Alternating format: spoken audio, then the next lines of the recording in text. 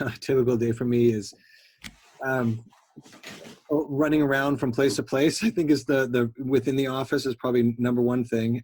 But within that, what are those things that are going on? It starts off in the morning with kind of assessing some of the plans for the day. Obviously, spending a little bit of quiet time in the morning, catching up on emails and the things like that. I get more email than I can possibly respond to, but I try to get to as much as possible. From there, it's going to be on a daily basis.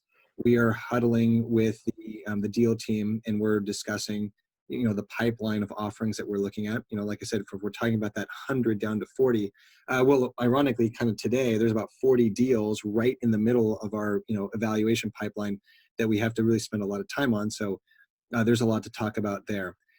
There's also things that I'm going to spend part of my days, working with the team.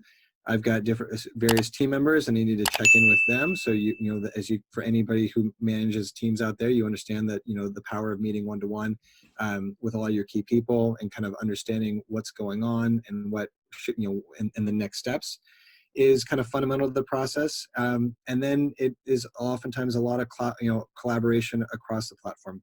The investments team at CrowdStreet sits in the middle of a lot of things. It sits in the middle of investors and deals.